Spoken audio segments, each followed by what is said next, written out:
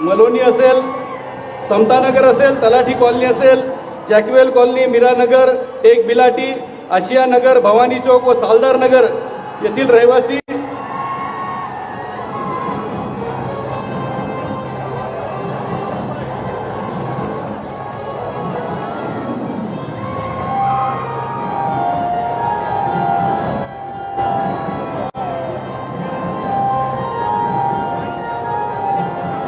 कोण आला रे, कोण आला, कोण आला रे, कोण आला, लाडक्या बहिणींचा भाऊ आला. छत्रपती शिवाजी महाराज की, भारतीय जनता पक्षाचा.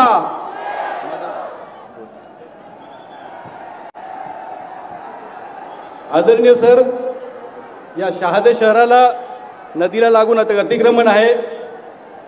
तर लेआउट वरून घरकुल या ठिकाणी मंजूर होत नाही सर्वे नंबर नसल्या कारणाने.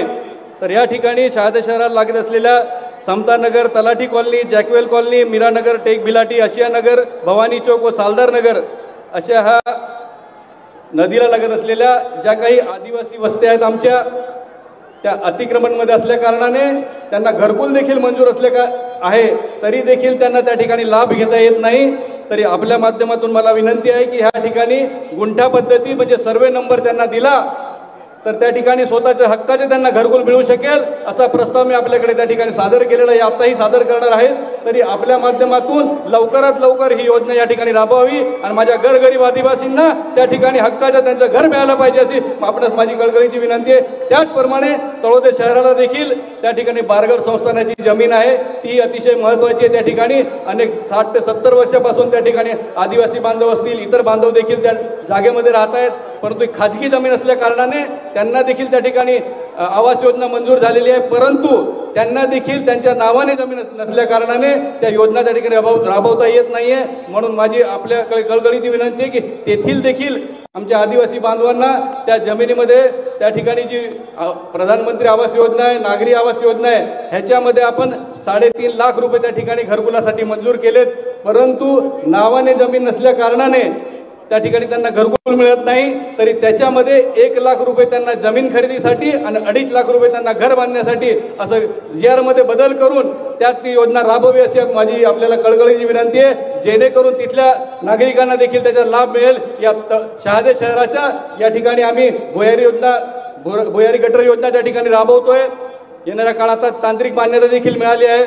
आपल्या माध्यमातून मला विनंती आहे की त्याला प्रशासकीय मान्यता देऊन त्या ठिकाणी निधी मंजूर करून द्यावं अशी माझी विनंती आहे. या शहादे शहराच्या हद्दवाढीचा प्रश्न अनेक वर्षापासून प्रलंबित आहे, तर तो देखील प्रस्ताव त्या ठिकाणी मंजूर झालेला आहे, परंतु आचारसंहिता लागल्या कारणाने त्या ठिकाणी गॅझेट त्याचे झाले नाही.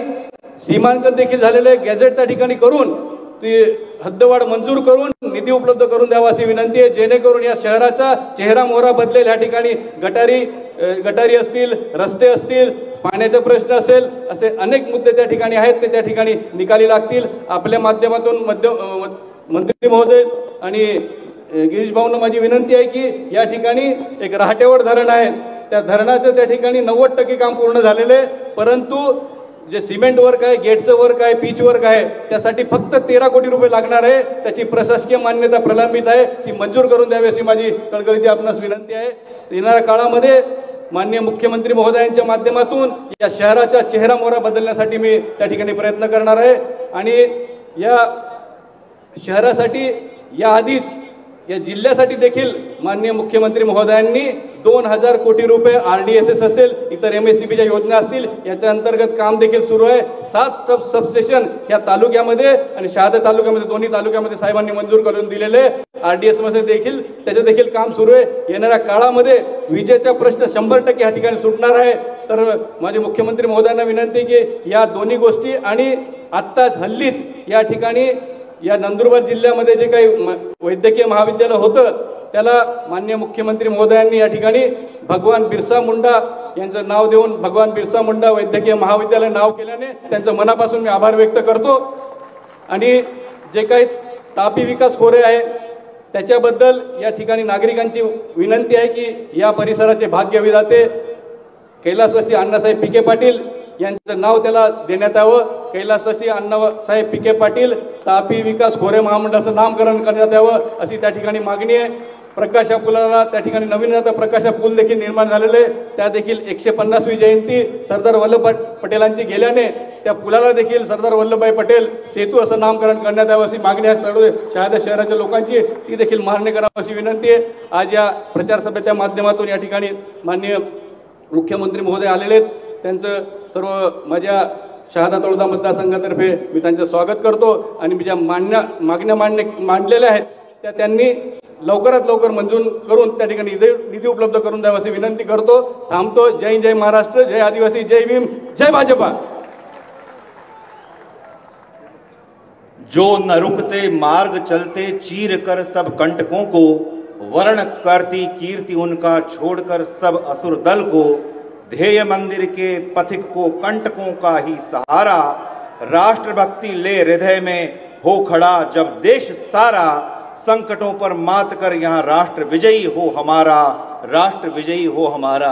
आपकी इन्हीं गाई हुई पंक्तियों के साथ राष्ट्रभक्त माननीय देवेंद्र जी का हम सभी के साथ स्वागत करते हैं और छत्रपति शिवाजी महाराज की प्रतिमा का पूजन करने के लिए आमंत्रित भी करते हैं. और जय कुमार जी जोरात माझ्याबरोबर बोलायचे. भारतीय जनता पार्टीचा शहादाचा आवाज आपल्याला तिथपर्यंत पोहोचला पाहिजे. छत्रपती शिवाजी महाराज की जय भवानी, जय जय जय जय जय भवानी. आज आमच्या शहादा नगरीमध्ये राज्याचे यशस्वी मुख्यमंत्री आलेत, श्री देवेंद्र फडणवीस साहेबांचं आम्ही स्वागत करतो.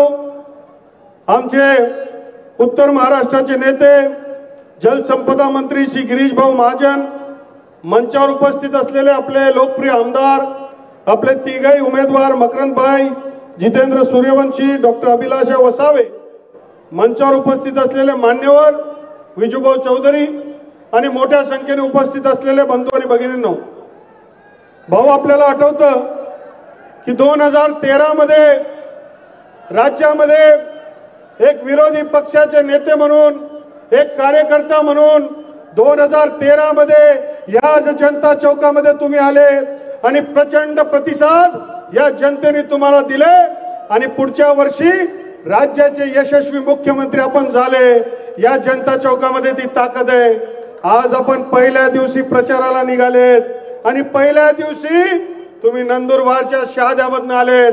या शहाद्यामधनं यशाची कीर्ती सुरू होईल आणि संबंध महाराष्ट्रामध्ये भारतीय जनता पार्टीचे सर्वात जास्ती नगराध्यक्ष इथे निवडून येतील. आपल्या माध्यमातून पूर्ण महाराष्ट्रामध्ये जो विकास होतोय तो जनतेने सातत्याने त्या गोष्टीला पाठिंबा दिला.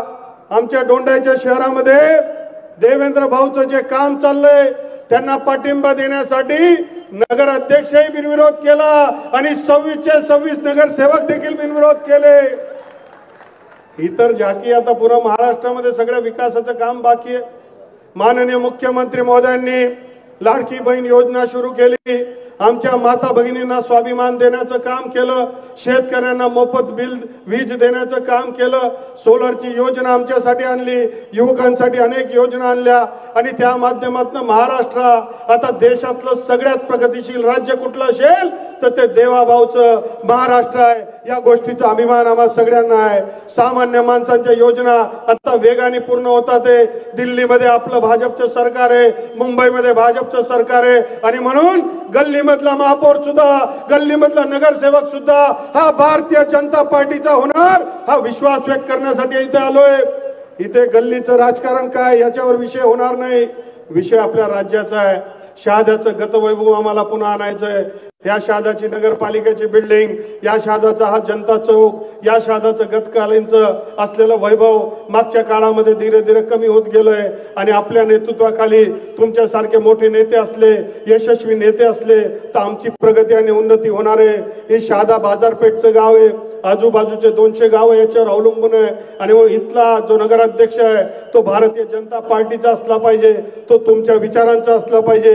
तुमचा आशीर्वाद त्यांना मिळत असला पाहिजे तर तरच आमचे कामं होऊ शकतील. मग आमच्या गोमायकाटचे घरं असतील, आमच्या अंडरग्राऊंडचे गटर असतील, आमच्या शेकडो गोष्टी आहेत.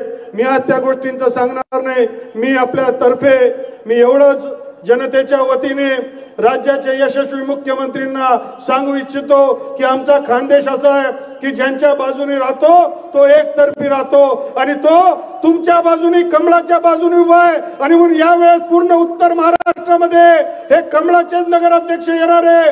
आज तर झाकी आहे, निवडणुकीचा निकाल लागेल तर 100% निकाल हा भारतीय जनता पार्टीच्या वतीने होणार आहे.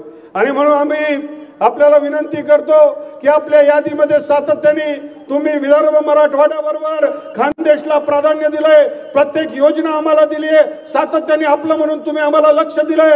आणि म्हणून ज्या ज्या वेळेस तुम्ही आम्हाला सांगितलं त्यावेळेस खानदेश आपल्यासाठी धावून आला. सर्वच्या सर्व खासदार असतील, आमदार असतील, हे सगळं निवडून देण्याचं काम करतो. पुढच्या काळामध्ये आमचा तळोदा असेल, आमचं शहादा असेल, आमचं नंदुरबार असेल, आमचं नवापूर असेल, सगळ्याच्या सगळे कमळाच्या निशाणीवर येतील ही ग्वाही या निमित्ताने देऊ इच्छितो. आपण इथपर्यंत आले, आपलं स्वागत करतो आणि माझे 2 शब्द संपवतो. जय हिंद, जय महाराष्ट्र.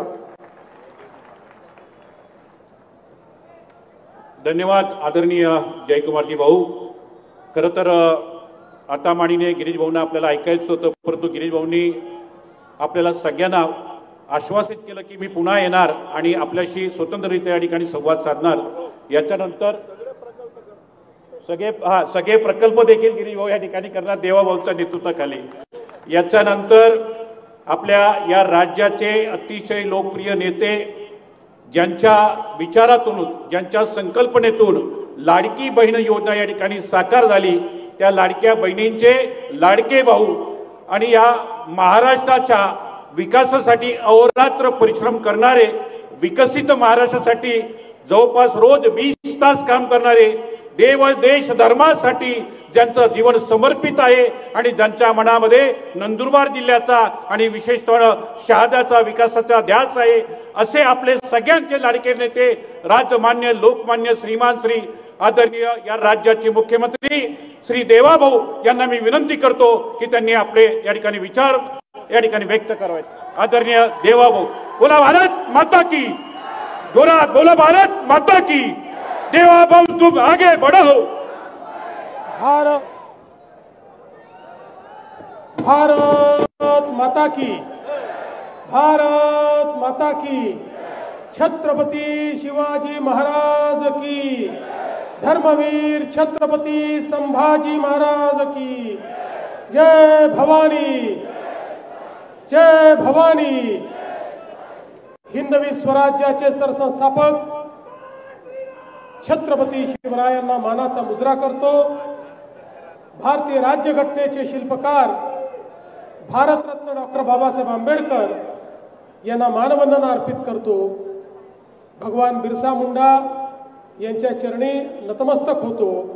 आणि आज या अतिशय भव्य अशा आपल्या सभेमध्ये मंचावर उपस्थित असलेले राज्याचे जलसंपदा मंत्री माननीय गिरीश भाऊ महाजन, आमचे दुसरे सहकारी माननीय जयकुमारजी रावल, विजय चौधरीजी, आपले लोकप्रिय आमदार राजेश पाडवीजी, निलेश माळी, दीपक बापू पाटील, समिधा नटावतकर, कांतीलालजी तातिया, लक्ष्मणजी कदम, मुन्नालालजी रावल, मुन्नादादा रावल, जयश्रीताई अहिरराव, शहाद्याचे आपले लोकप्रिय उमेदवार श्री मकरंद पाटीलजी, तळोद्याचे जितेंद्र सूर्यवंशी, नवापूरच्या डॉक्टर अभिलाषा वासावे आणि या ठिकाणी उपस्थित अतिशय मोठ्या संख्येनं या कार्यक्रमाकरता उपस्थित असलेल्या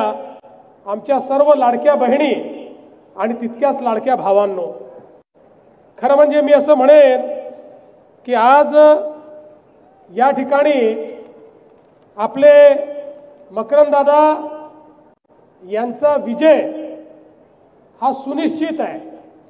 आणि तो सुनिश्चित असण्याचं कारण काय आहे? इकडेही आमच्या भगिनी बसलेल्या आहेत आणि इकडेही लाडक्या बहिणी बसलेल्या आहेत. आणि लाडक्या बहिणींची पावर ज्यांच्या पाठीशी गेली त्यांना कोणी हरवू शकत नाही. आणि तेवढ्याच मोठ्या संख्येने लाडके भाऊ देखील आहेत. आणि म्हणून मला विश्वास आहे की या ठिकाणी अतिशय चांगल्या प्रकारे ही जागा आपण निवडून आणू. खरं म्हणजे भगिनी आणि बंधूंनो, ही निवडणूक आपल्या नगरपालिकेची निवडणूक आहे. आणि नगरपालिकेच्या निवडणुकीमध्ये आपल्या शहराच्या विकासाकरता आपण या ठिकाणी मतदान मागत असतो. खरं तर मी कोणावर टीका करण्याकरता आलो नाही, कोणाला खाली दाखवण्याकरता आलो नाही. मी या ठिकाणी केवळ हे सांगण्याकरता आलो आहे की नगरपालिका भारतीय जनता पक्षाच्या हातामध्ये दिली तर आपले आमदार आहेत, मंत्री आहेत आणि मी आहे, पूर्ण ताकदीने तुमच्या शहराच्या पाठीमागे आम्ही उभे राहू. आज देशामध्ये मोदीजींच्या नेतृत्वात ज्या प्रकारचं परिवर्तन होत आहे, देशामधली शहरं बदलत आहेत. मोदीजींनी पहिल्यांदा ही भूमिका मांडली की आमच्या शहरांचाही विकास झाला पाहिजे. गावांचा विकास तर महत्वाचा आहेच, पण आमची शहरं बकाल आहेत. शहरांमध्ये त्या ठिकाणी पाण्याची व्यवस्था असेल, कचऱ्याचा निचरा असेल, गटारीची व्यवस्था असेल, त्या ठिकाणी रोजगाराची समस्या असेल, वेगवेगळ्या प्रकारे आरोग्याची सेवा असेल, शिक्षणाची व्यवस्था असेल, निवाऱ्याची व्यवस्था असेल, अशा सगळ्या गोष्टी या शहरामध्ये उपलब्ध झाल्या पाहिजेत. आणि म्हणून देशाच्या इतिहासामध्ये पहिल्यांदा 1,00,000 कोटी रुपयांपेक्षा जास्त निधी हा माननीय मोदीजींनी शहरांच्या विविध योजनांकरता उपलब्ध करून दिला. छोट्यातल्या छोट्या शहरात चांगलं रस्ते, चांगल्या गटारी, पिण्याच्या पाण्याची योजना, गरिबांकरता घरं, झोपडपट्टीवासियांकरता मालकी हक्काचे पट्टे, या सगळ्या गोष्टी या मोदीजींच्या योजनेतनं आज देशभरामध्ये आणि राज्यभरामध्ये होत आहेत.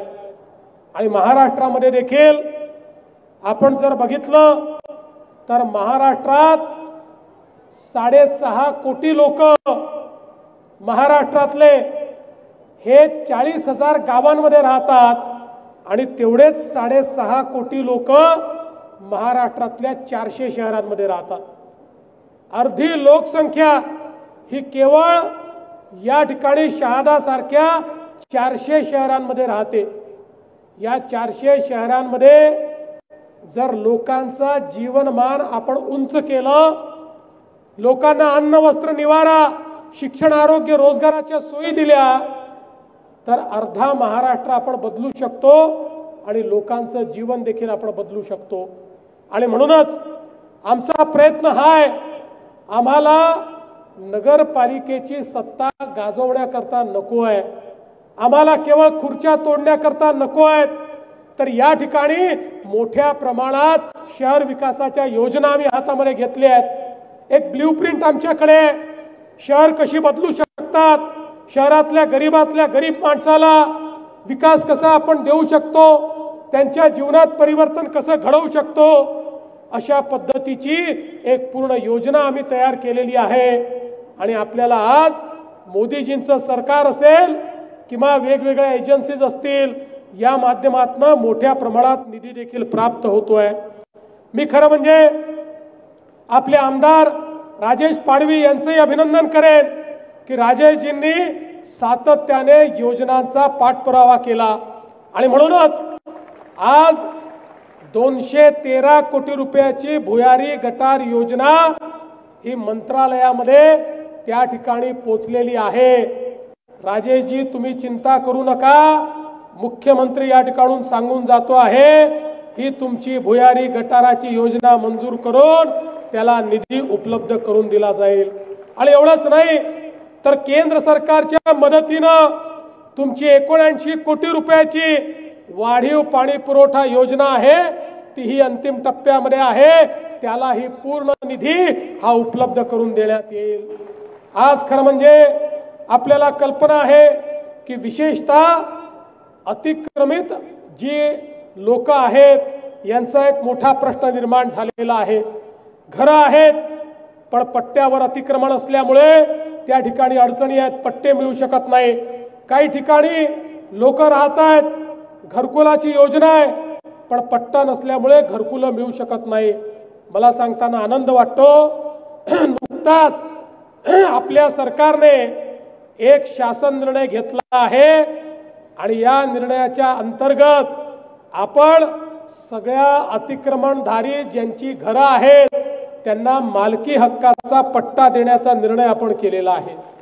त्यामुळे ही आता अतिक्रमण आपण नियमित करू आणि ज्यांची अतिक्रमण नियमित होतील त्यांचं घर जर कच्चं असेल तर त्यांना पक्कं घर बांधण्याकरता देखील 2.5 लाख रुपये निधी हा राज्य सरकार आणि केंद्र सरकार मिळून या ठिकाणी देणार आहे।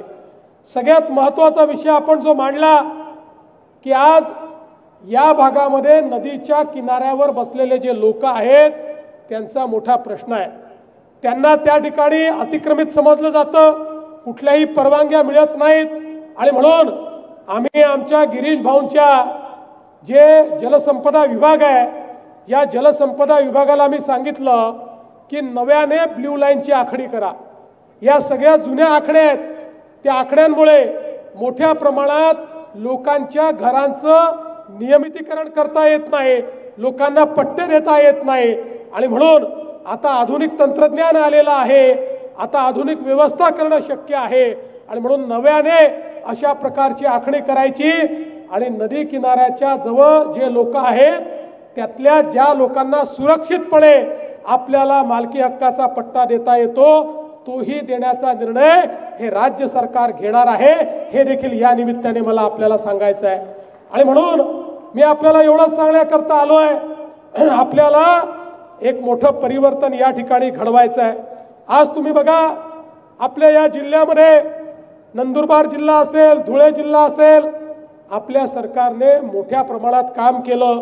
प्रकाशा बुराई सारखी योजना जवळपास 800 कोटी रुपये या योजनेला आपण दिले आणि यातनं मोठ्या प्रमाणात आपण काम सुरू केलं।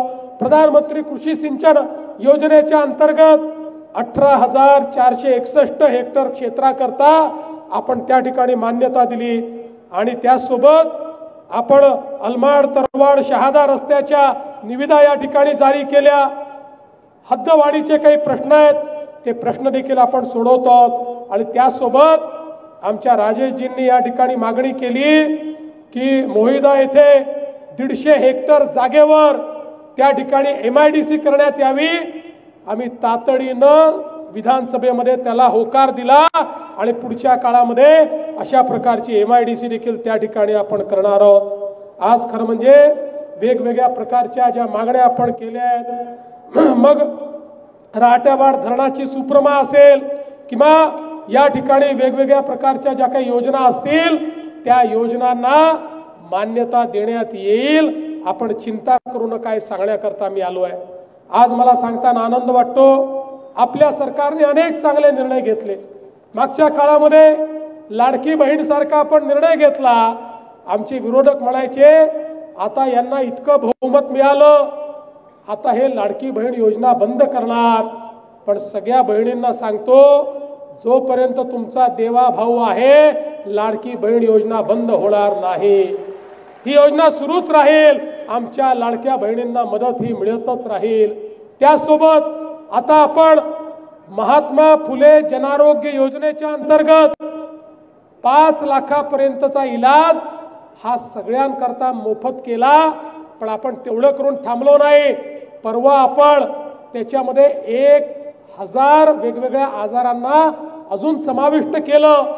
आतापर्यंत 1300 आजारांकरता आपण 5 लाखापर्यंतचा इलाज करत होतो, आता 2400 आजारांकरता 5 लाखापर्यंतचा इलाज हा आपण मोफत देणार आहोत। त्याकरता 1 पैसा देखील कोणाला लागणार नाही।